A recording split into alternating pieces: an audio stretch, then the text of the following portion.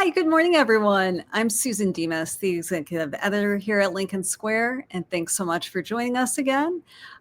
Today, I have two authors with me today.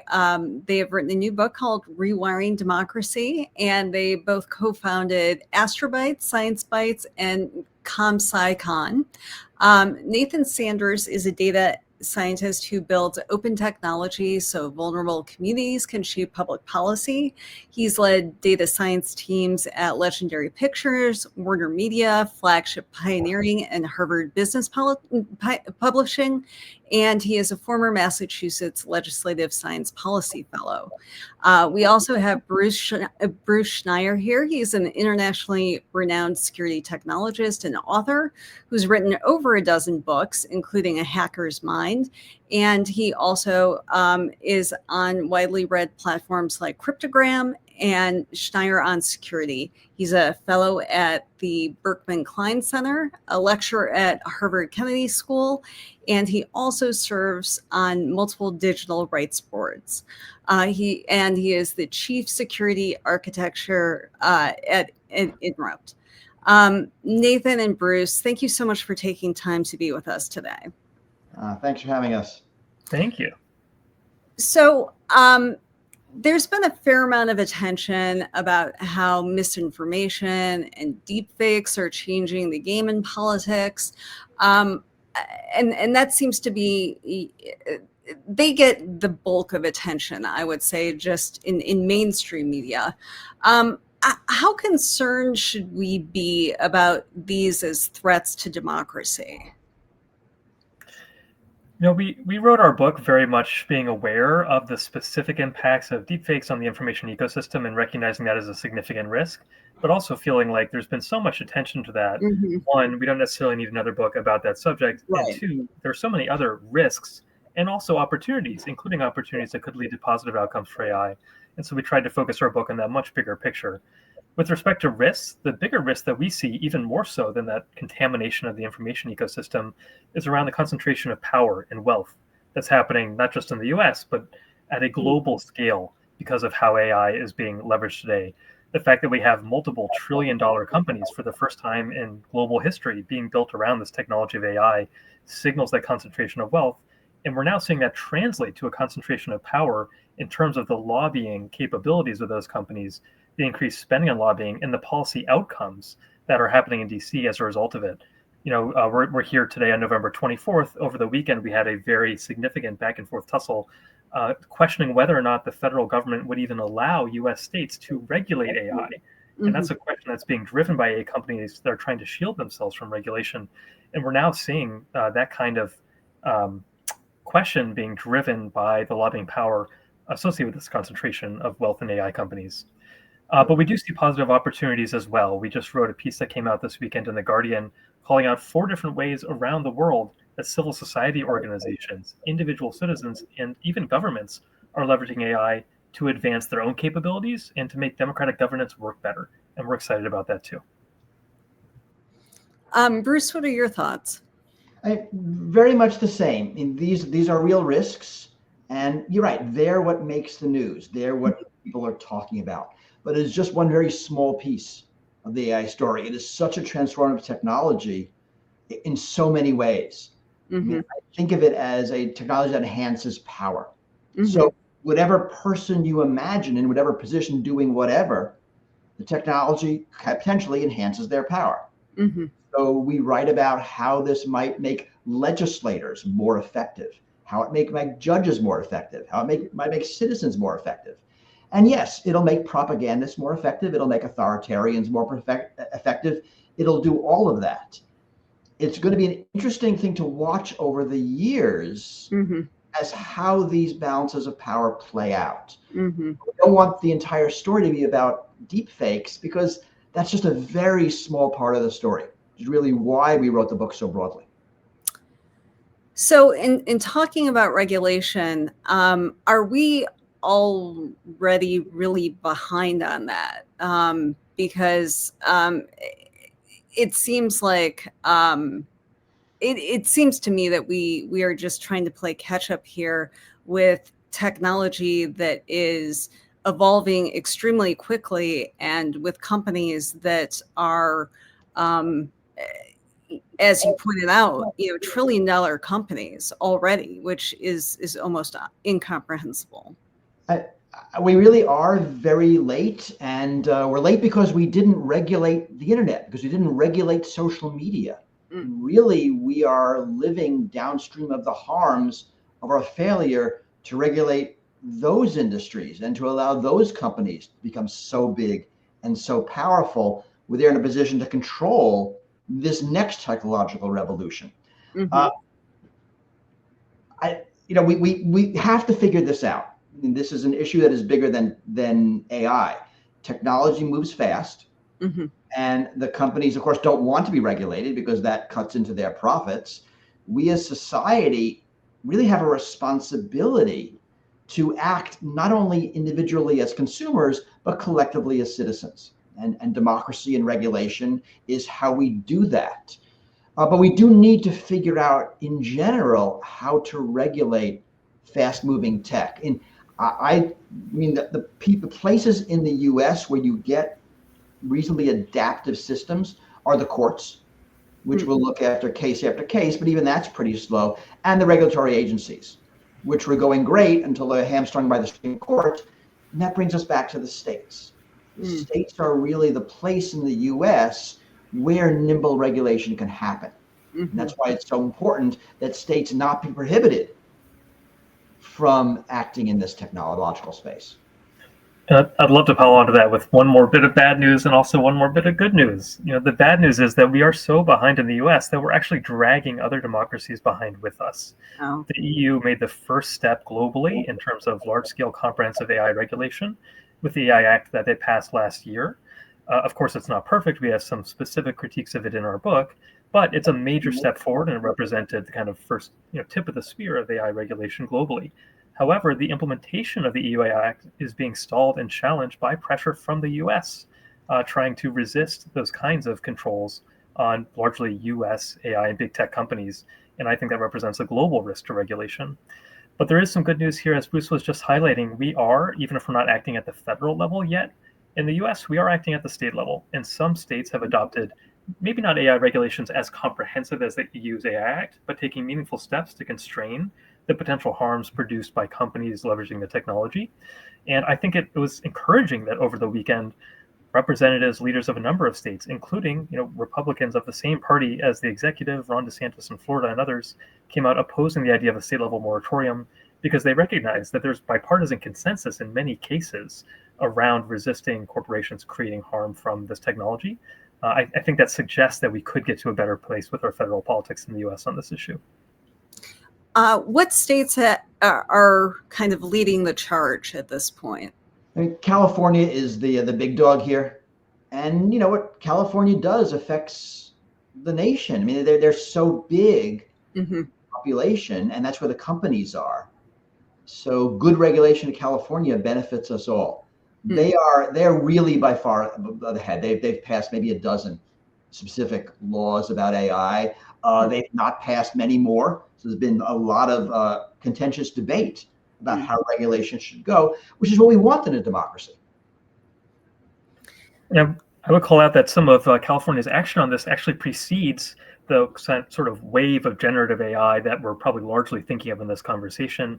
They passed some foundational data privacy protections, even before the widespread use of tools like ChatGPT that have provided important protections for consumers in the age of AI. Data privacy is a really important piece of this. That's another area where we think it's extremely important to see federal action. It's been decades since there was a meaningful, comprehensive federal law on data privacy. We're still stuck in the age of VCR and video rental transactions in terms of how Congress is thinking about regulating data privacy.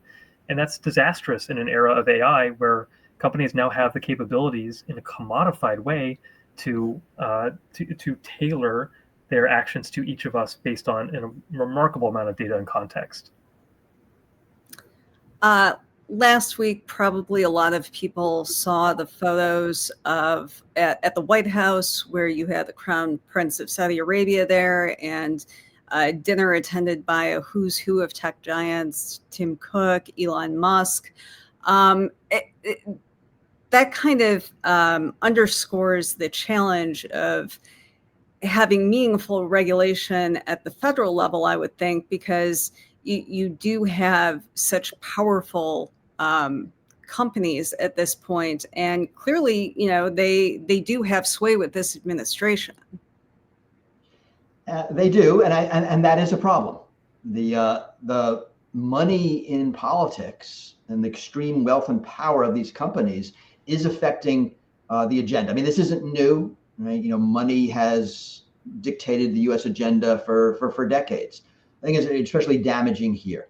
Another reason we look to the states, we look to the EU, other places where democracy is more robust, where we can see some meaningful change. But yeah, this is hard, and it's a bigger problem than AI. It's the money in politics in the United States is very much a foundational problem in so many of our different issues. In your book, you talk about AI as something that's already embedded in political power. So what are some of the ways that AI is exerting influence in ways that people aren't necessarily seeing? It's true that it's very much, the cat is out of the bag with respect to AI's impacts on democratic governance around the world. I think the most visible example of this to many Americans was at the end of the Biden administration in 2024, when the White House released an updated inventory of the ways AI is being used throughout the federal government, just in the executive branch. And that inventory had more than 2,000 use cases.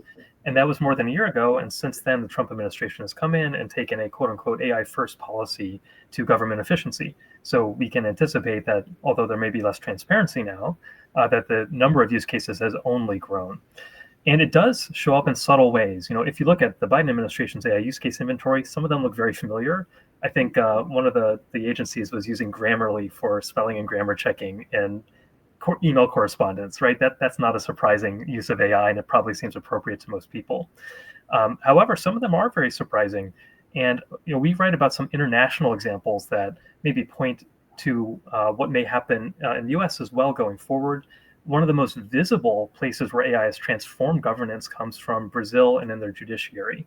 Brazil has a very litigious society. Their judiciary processes about 7 million court cases every year, many of which are brought by citizens and groups against the government.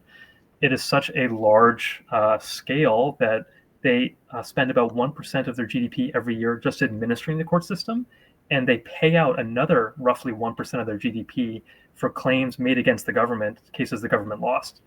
So for years now, Brazil has been leveraging both predictive machine learning and generative AI technologies to help improve the efficiency of the judiciary. They're using it for use cases like assigning cases to government litigators to help optimize their ability to respond to that large number of cases, and for triaging cases through the court system. And they had, for years and years, had a backlog of cases growing and growing. It looked like an inexorable problem where eventually the judiciary would come to a halt. But they've actually shown by these efficiency improvements that they've been able to significantly reduce that backlog.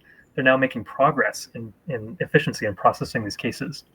But what we've seen most recently is that trend may be reversing, because litigators on the other side of the equation are also leveraging AI, and they seem to be using it to file cases more efficiently, to bring suit against the government more efficiently. And that's not necessarily a bad thing. In democracy, that kind of litigation against the government is one of the checks and balances that we have as citizens against government behavior. And if we can make that system, that litigation system, more liquid and more responsive, that's probably for the best. We haven't seen that kind of large-scale impact in the US system, at least not in a way that's been reported yet. But I think it points to some of the surprising changes that may come as AI continues to pervade our systems of governance. And I believe that right now Japan has an AI-enabled political party that you've written about as well, which sounds fascinating to me, because that definitely does not seem like something that we would have here in the U.S. as a force, but then again, 5 years ago, I'm sure that we couldn't comprehend a lot of the changes that AI has wrought. But let's talk about what AI-enabled party means, because it's not as scary as it sounds, right? There are a lot of examples around the globe of organizations, political parties included, using AI for sense making, for listening, for collaboration, to sort of figure out what their constituents or citizens want. The organizations in Europe are doing this. This is happening what happened in Taiwan and in Japan. There is a new political party that is trying to adopt this as one of their core ways of thinking, to interact with their constituents using these systems. Now, it's not as personal as talking to a human, but you can interact with many more people. There's a potential for having a richer conversation with more of your constituents. My pluses and minuses, and I love the experimentations around the world where this is happening, but they are driven by a belief that more conversation with voters, with people, with citizens is better for democracy. And I'm totally in favor of that. I'll just add to that for everyone's reference. The party that we're talking about is called Team Mirai. It translates to the Future Party in Japan. And they've just had their first representative elected to the upper chamber of the Japanese Diet, effectively the Senate in Japan. And that candidate, now elected official's name is Takahiro Ono. I think a lot of the concerns that people have about AI are about the quality of information. Especially I come from this as a journalist, and I have not been terribly impressed from a quality standpoint of what I've seen people generate with AI in terms of accuracy of information or quality of writing. But that seems to go back to, how this is being designed and the human decisions behind AI. We'll continue to see improvements on that front. I would assume, as we continue on, but that seems to raise ethical questions, I guess, which ties in with how we want to regulate AI. And I'm wondering, in these discussions that you've been having with policymakers, what are the sort of things that they're flagging in terms of, what they want to see AI look like 5 years, 10 years into the future? Before answering that, I want to click on something you just said. I think that's really important. We really need to separate the AI as a technology from the companies that are shaping it. And a lot of the issues we have with its obsequiousness, with the way it makes mistakes, with its overconfidence, are deliberate design decisions by the companies. They are not inherent in the mathematics of the way large language models are built. And that speaks to a reason why we need to think about these companies as a place to put pressure to get the sort of AI we want. And I'll add to your question, Susan. We just came back from DC. We had some very engaged conversations with policymakers. We met with dozens of congressional staff. We visited some congressional offices. We talked to folks in think tanks around the Hill in DC. And I would say the idea from our book that probably produced the most discussion was the idea of an alternative development model for AI that looks fundamentally different from the corporate-led, big tech-led AI model that we have today. We call this idea, and others who are interested in this as well call it public AI. The idea that you can develop this technology not under exclusively the profit incentive that a corporation is responsive to, but also under public democratic political incentives that are responsive to the public interest and are obligating that development to be directed towards the public good. When we first started writing about this, it was somewhat of a hypothetical idea because there weren't large-scale AI development projects being led in this way. But now there are examples of other democracies around the world investing in this kind of public AI. The best example comes from Switzerland, which just a few weeks ago released a large language model called Apertus that was developed in collaboration with the Swiss University, ETH Zurich, and funded by the Swiss government using Swiss National Computing Center compute power. And this is now a model that is freely available for anyone to use, not just the Swiss. It is open not just in its weights, the parameters of the model, like some others, like Meta's Llama model are, but also open in its data, which is very unusual. It was not developed with, let's call it stolen data, as many of the corporate large language models are, but rather data that was public or appropriately licensed. And it was developed in a public institution that is responsive to public comment and political oversight and meaningful public participation. We see that as a better model for AI going forward. It doesn't have to completely replace the corporate model. We're not saying that companies like OpenAI shouldn't exist, but we think there's a place for this alternative development model that, if nothing else, should set a competitive baseline that private AI companies need to meet in terms of their transparency, in terms of their trustworthiness, in terms of their responsiveness to public input about how AI development should work. There's not as much of that happening in the US as there is in Europe and other places. We'd like to see more of it. I'm wondering if there's really the political will for this with the Trump administration, since they seem to have pretty good relationships with the tech companies that are developing their own models. Is that something that we could see at a state level, or would that be? I could see, California has the fourth largest economy in the world. I would think they would be capable of that.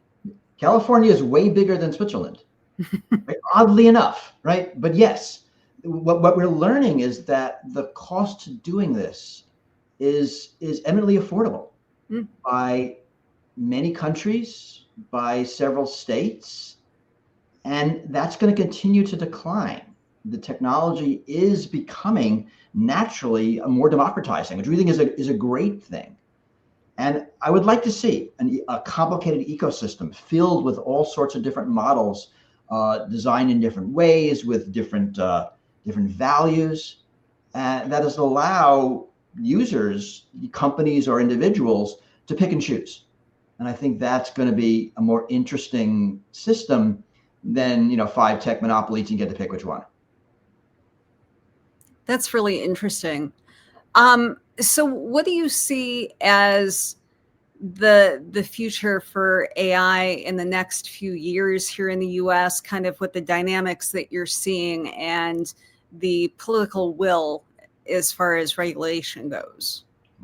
It's really hard to predict the tech. This is changing incredibly fast. You asked us 6 months ago to give a different answer than today. And I think today we know enough to say we don't know. I do think the cost of these models is dropping. I think we're going to see more specialized models.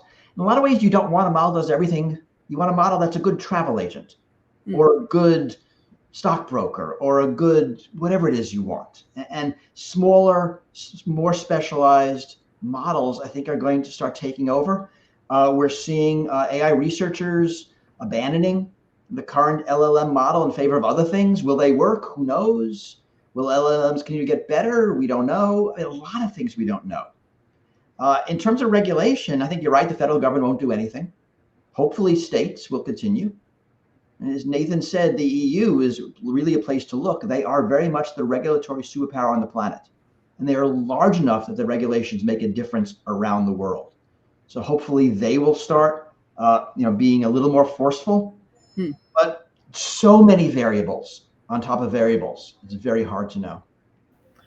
I would add to that, I think the most important innovation that's going to happen on that short time frame that you asked about, Susan, is going to be at the application layer. Even if the current capabilities of AI models, such as large language models, were to be frozen at their current capacity, I think there's an enormous amount of additional innovation to be had in how we use them, how we apply them, the context we supply to them, how we integrate them into workflows. And I think even just that innovation is going to have an enormous impact on politics and governance. Bruce and I have written a lot about applications of the current generation of AI models in the upcoming midterm elections in the US. I think the 2026 elections are going to show us how innovative campaigners are using AI more and more. I'm not necessarily going to like all of those use cases, but I can tell they're coming. One example that we just read about is one of the major Democratic-aligned campaigning organizations that does canvassing, on the ground, door knocking, canvassing around the country, is now integrating AI in their phone app that canvassers use when they walk around door to door.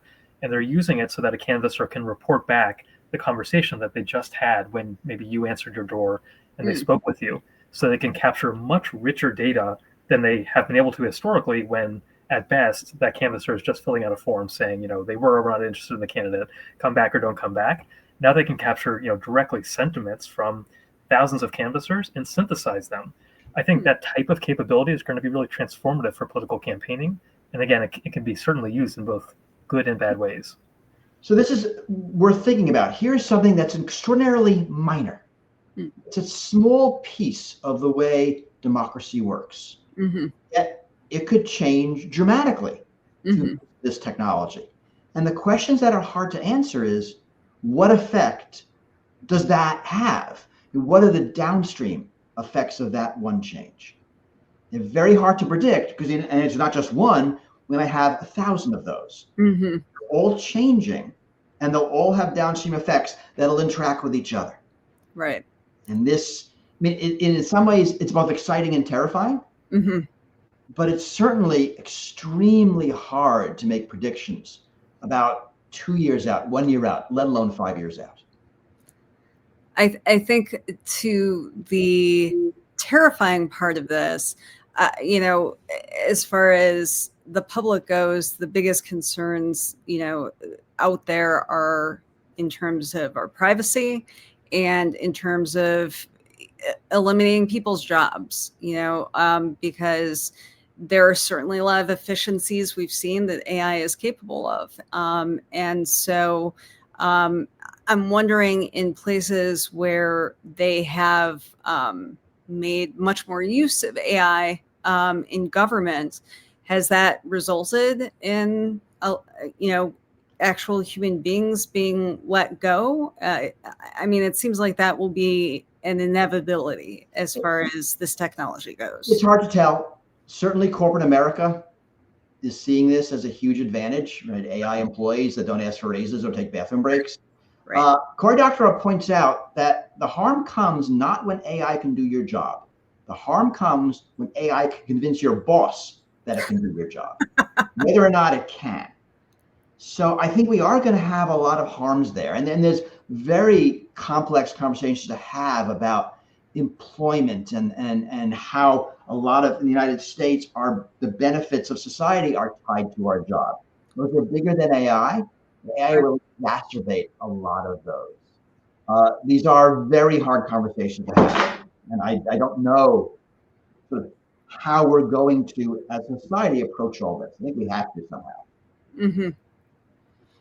I would think that a case to have, a more an alternative to the corporate model would be to that more of these ethical concerns may be addressed, because for these private companies, their obligations to their shareholders or to turn a profit, and not as far as what an obligation to the greater societal good is. Unfortunately, I think that's right. I mean, when you see a $5 trillion valuation for a company like NVIDIA, make no mistake, that wealth is it's not coming from nowhere. It's being extracted from other places. And often the costs on which they built that business are being externalized. They're being forced upon all of us in terms of environmental impacts on the energy grid. And when it comes to the training of these models, impacts on content creators and whose property is being reused without permission. So I do think some of the most important impacts of government can be, one, in regulation, which is where we started our conversation, to put some guardrails around that concentration of wealth in just one company. And by the way, if you're coming from a point of view that's primarily concerned with economic development or even generation of wealth in the private sector, you should still be concerned about this. You should be concerned about all of that wealth being captured by just a couple companies instead of distributed throughout the economy and across multiple sectors. And then secondly, by shaping the AI ecosystem, government should shape the AI ecosystem in ways that goes beyond regulation. As we've discussed, government can also play a role in showing and setting a baseline for what ethical AI development and applications of AI should look like. I think one of the things that we all need to do as citizens, as what we call for in our book, is holding government accountable to being responsible, to using AI technology where it is appropriate in ways that makes government perform better. For example, for those of us in the US, in a very multilingual democracy where many of our neighbors speak languages they don't primarily converse in English, I think there's no longer any excuse for government not to serve people and provide services in languages outside of English. AI translation is not perfect, but it is extremely cheap and it's very effective. So I think those are the types of responsible use cases that we should be forcing government to take the lead on and to show how they can apply that technology in ways that are responsible and demonstrate for the private sector what that looks like. Do you see that AI may soon become a part of how elections are run in terms of counting ballots and just the machinery of elections, which takes an awful lot of time and money? Probably not. I mean, there's no smarts in counting. We have optical scan machines from the 1960s that are perfectly capable of counting ballots at incredible speed. I mean, it's not, we don't need that kind of human replacement. So, I mean, they will definitely be part of elections. Candidates will use them, and election authorities they'll be everywhere. But counting ballots, I just need a counter. I don't need AI technology. I really appreciate both of you being here and sharing so much about your book and about this, about the overall debate about AI. Nathan and Bruce, the book for everybody is Rewiring Democracy. It's out now. And thank you both for taking the time to be here with us on Lincoln Square. Thanks for having us. Thank you so much.